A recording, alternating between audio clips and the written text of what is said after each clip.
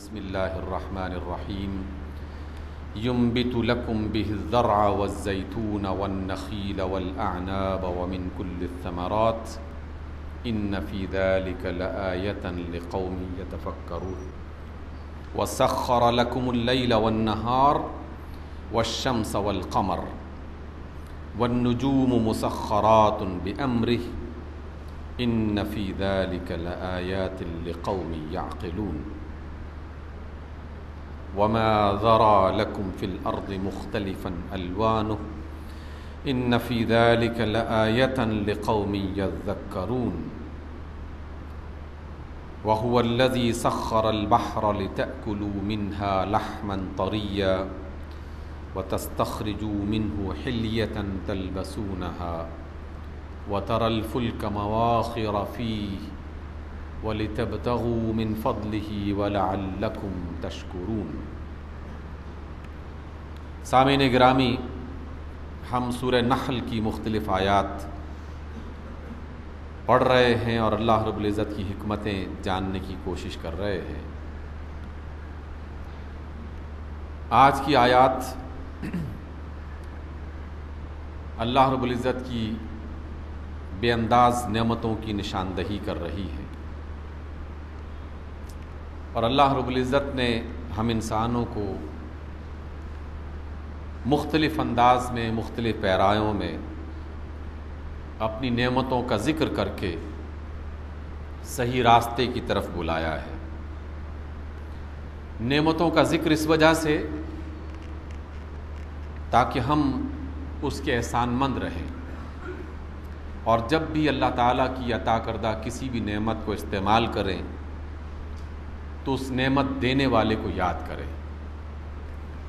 اور جب اس نعمت دینے والے کو یاد کریں تو پھر نعمت کی قدردانی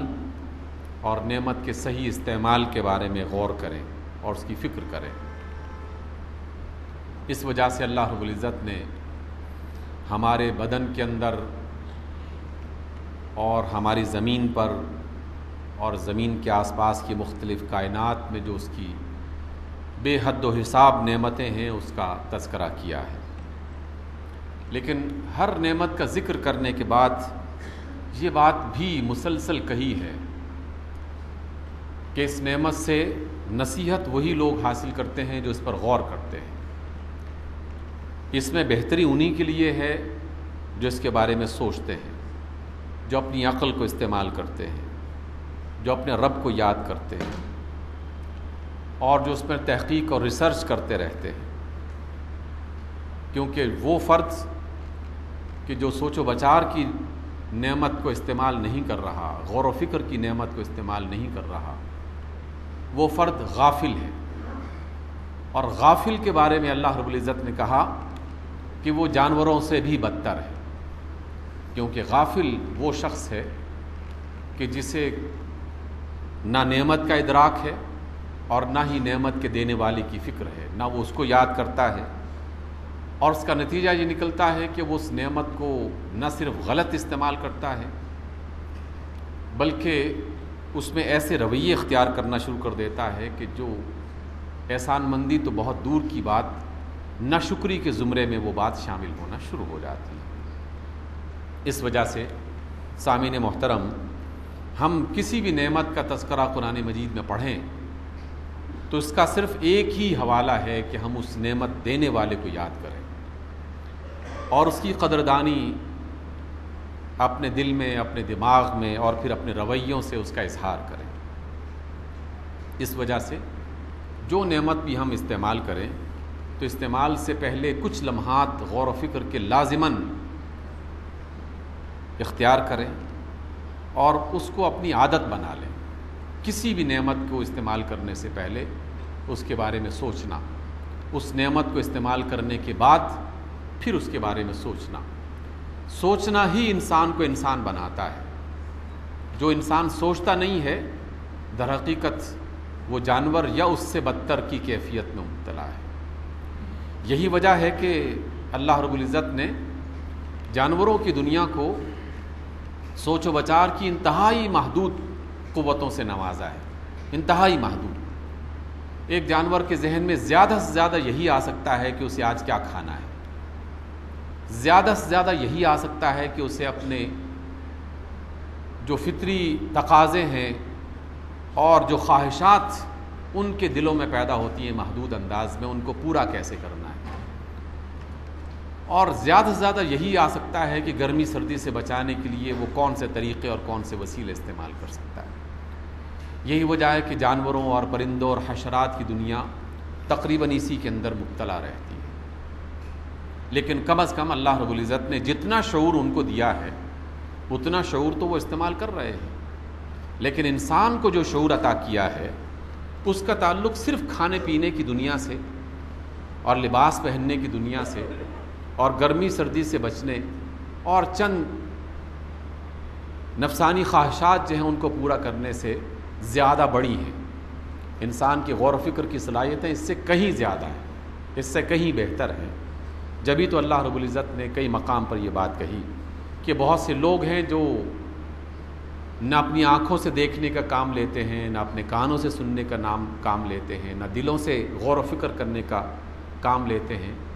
وہ جانوروں کی طرح بلکہ ان سے بدتر ہیں، اس لیے کہ وہ غافل ہیں۔ اس لیے سامعین محترم،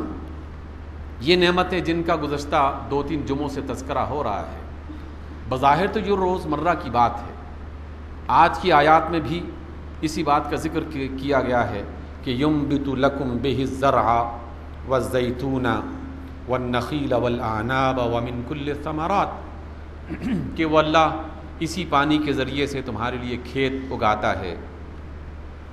اور پھر زیتون کا پھل اس نے تمہارے لیے اگایا،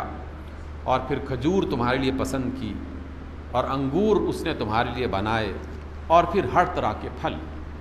یہ پھل صدیوں سے زمین پر موجود ہیں،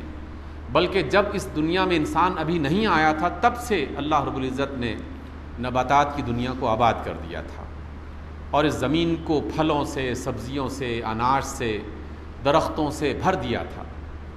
دریاؤں اور سمندروں کا نظام انسان کے نازل ہونے سے پہلے ہی مکمل کر دیا گیا تھا،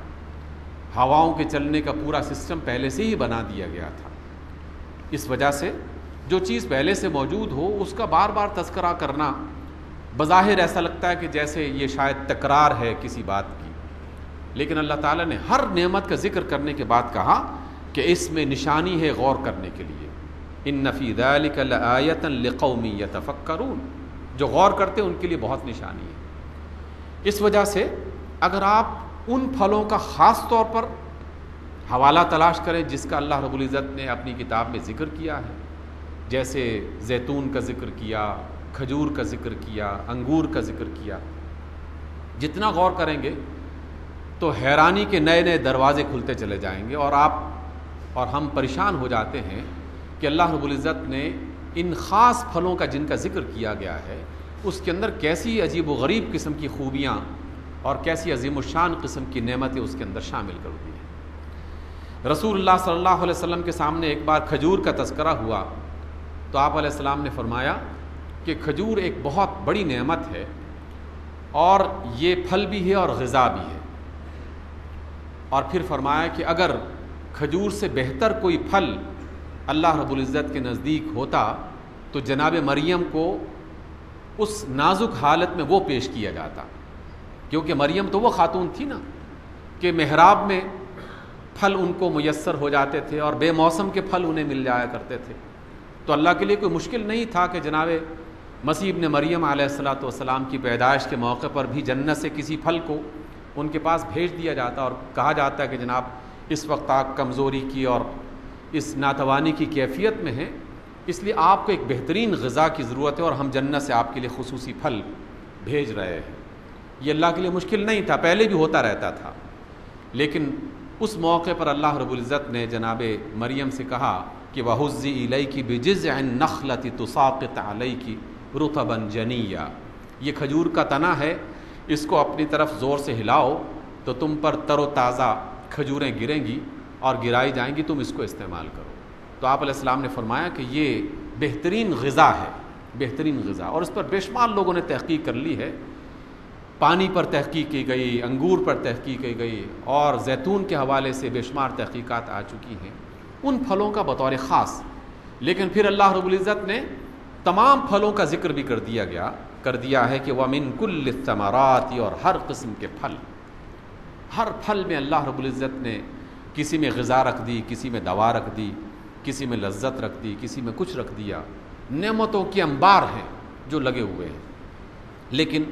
نشانیاں کس کے لیے ہیں؟ نصیحت کون پکڑتا ہے؟ ان فی ذلک لآیۃ لقوم یتفکرون، جو غور و فکر کرتے ہیں ان کے لیے نشانیاں ہیں.